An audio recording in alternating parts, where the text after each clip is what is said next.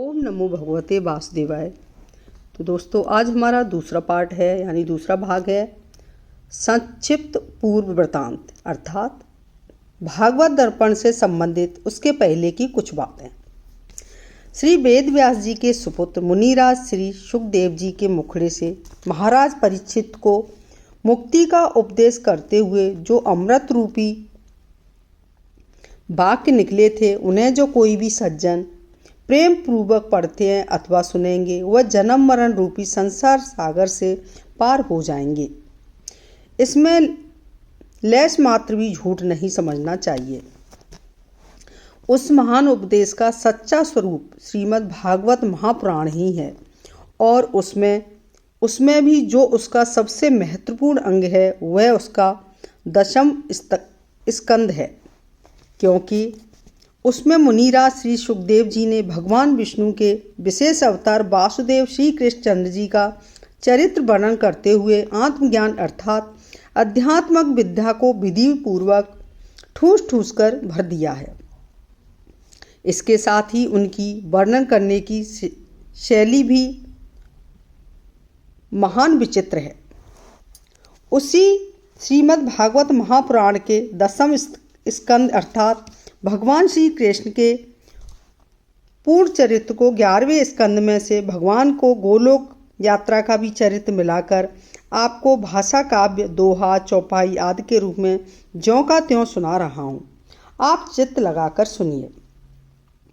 भारतवर्ष के सबसे बड़े युद्ध महाभारत में जब कौरव पंक्षीय सभी वीर मारे गए, तब वह स्वयं ही रुक गया।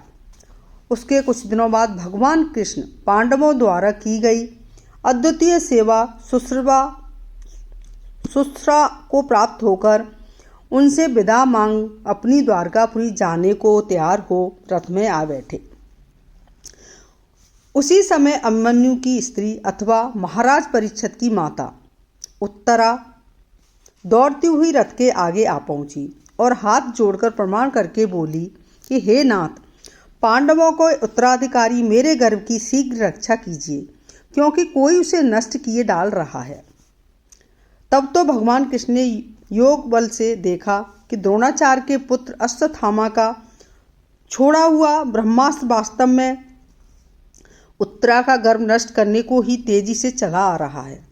अतः उन्होंने तुरंत अपने सुदर्शन चक्र द्वारा उस अस्त्र को नष्ट करके उत्तरा के गर्भ की रक्षा कर दी और फिर द्वारकापुरी को चलने लगे।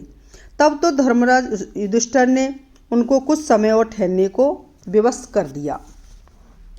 भगवान कृष्ण के रुक जाने पर उन्होंने साथ लेकर महाराज युधिष्ठिर इत्यादि सभी लोग भीष्म पितामह के शरशय्या पर पड़े होने की याद करके उनके दर्शन के लिए फिर कुरुक्षेत्र गए। वहाँ पर जब कुरुवृद्ध श्री भीष्म जी ने अपने उपदेशों से सबको अनुपम सुख देते हुए भगवान कृष्ण का ध्यान करते करते उनके सामने ही अपने शरीर को छोड़ दिया।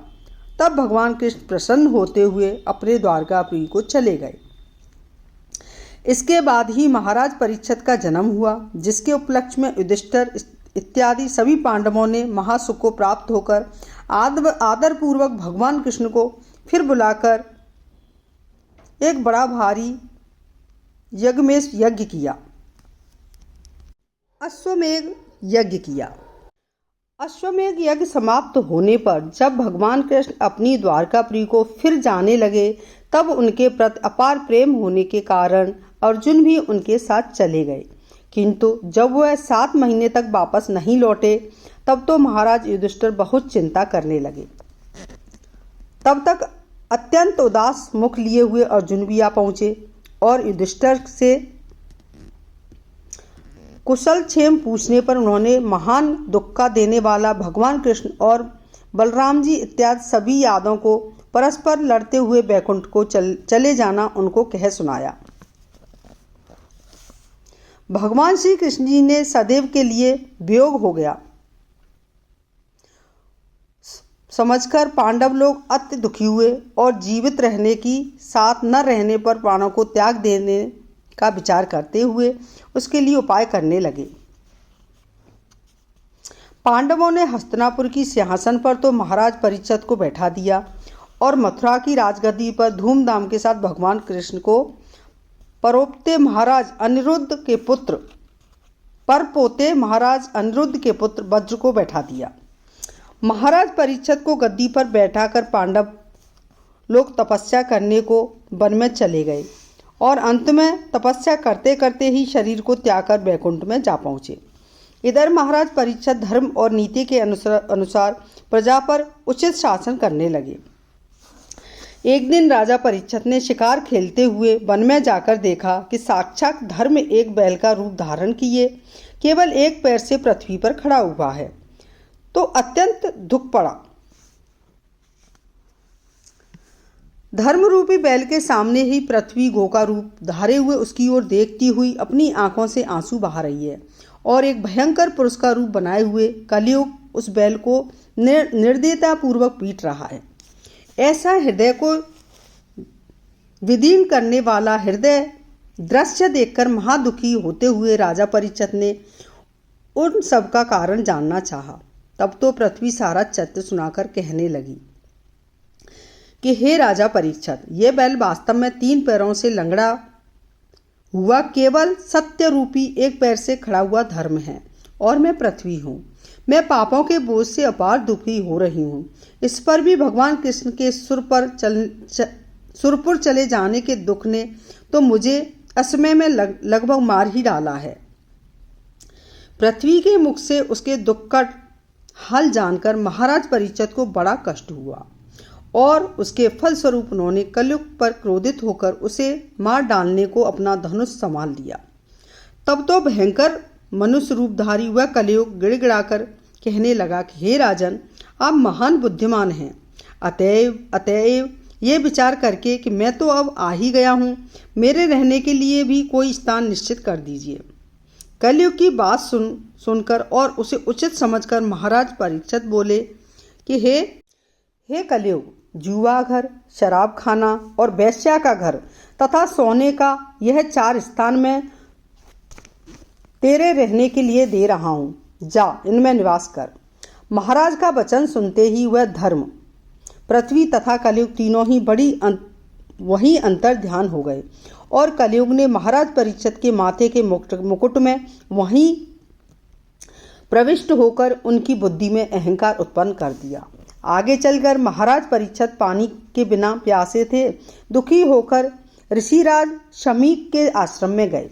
उस समय ऋषिराज शमीक ने ध्यान में लीन रहने के कारण कुछ भी नहीं जाना, तब राजा का स्वागत सत्कार कैसे करते।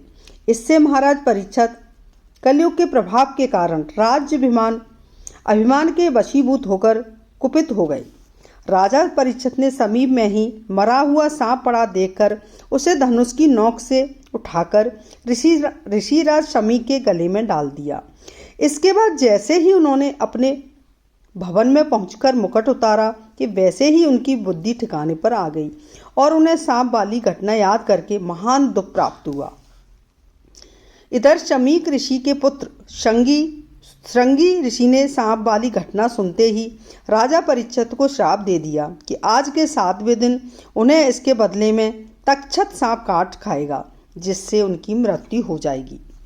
श्राप की बात सुनकर महाराज परीक्षित को कोई दुख नहीं हुआ और वह अपनी मुक्ति का उपाय सोचने लगे। देव योग से उसी समय व्यास जी के पुत्र मुनिराज सुखदेव जी आ पहुँचे। उन्होंने राजा परीक्षित की दिशा देखकर उनको धीरज बंधाया। मुनिराज सुखदेव जी का उतने काल में ही मुक्ति दिलाने वाला वह उपदेश भक्ति, ज्ञान और वैराग्य से सर्वथा परिपूर्ण है। प्रचलित श्रीमद् भागवत को उसी उपदेश का साक्षात स्वरूप समझना चाहिए। उस भागवत में मुनिराज श्री सुखदेव जी का मुख्य लक्ष्य राज परीक्षित को भगवान विष्णु के पूर्ण अवतार वासुदेव श्री कृष्ण जी की चरित्र सुनाना ही है। वही भगवान कृष्ण का रोचक चरित्र वास्तव में श्रीमद् भागवत का सार है। इसमें कोई संदेह नहीं है, क्योंकि वह सब प्रकार से पूर्ण कल्याणकारी है। भगवान कृष्ण का वही चरित्र हम भागवत दर्पण के नाम से संसार के समक्ष उपस्थित करना चाहते हैं। भगवान कृष्ण का यह चरित्र भागवत दर्पण निश्चय रूप से सुख का तो भंडार है ही। मुनिराज श्री सुखदेव जी ने राजा परीक्षित को सूर्यवंशी और चंद्रवंशी बहुत से राजाओं के चरित्र सुनाए, जिनमें महाराज यदु का चरित्र सुनकर तो महाराज परीक्षित बहुत ही प्रभावित हो गए। तब महाराज परीक्षित ने मुनिराज श्री सुखदेव जी से भगवान कृष्ण का संपूर्ण चरित्र विस्तार पूर्वक सुनने की प्रार्थना की। बस यहीं से यह ग्रंथ श्रीमद् भागवत दर्पण प्रारंभ हो रहा है। इसे सुनकर भगवान विष्णु के चरणों में बहुत अधिक प्रेम बढ़ जाता है। श्री शैदाजी कह रहे हैं कि सज्जन लोगों को इस मेरे रचे हुए ग्रंथ श्रीमद् भागवत दर्पण में यदि कोई भूल अथवा दोष के कारण कोई कमी दिखाई पड़े तो वह उसे क्षमा करें और प्रेम पूर्वक इसको पढ़ें। इससे उनका पाप नष्ट होकर उन्हें महान सुख की प्राप्ति अवश्य होगी। कलिकाल कराल मंत्र महा हरिओम कहो, हरिओम कहो। ऋषियों मुनियों ने भी है कहा, हरिओम कहो, हरिओम कहो। कलिकाल कराल का मंत्र महा हरिओम कहो, हरिओम कहो। सब देवों के मन में माया भाया है, सब वेदों ने यश गाया है। देता है पाप पहाड़ डहा, हरिओम कहो, हरिओम कहो। धन धाम यहीं रह जाएगा, जन एकड़ काम न आएगा। जो गया सो गया, जो रहा सो रहा, हरिओम कहो, हरिओम कहो। कलिकाल कराल का मंत्र महा हरिओम कहो, हरिओम कहो। भव सागर पार उतरने को, सुख से यह जीवन मरने को। गर चाहो न जम की मार सदा, हरिओम कहो, हरिओम कहो। कलिकाल कराल का मंत्र महा हरिओम कहो, हरिओम कहो। शुभ ज्ञान की धारा बहती है, दिन रात भरी ही रहती है। शैदा अज्ञान उसी में बहा, हरिओम कहो, हरिओम कहो।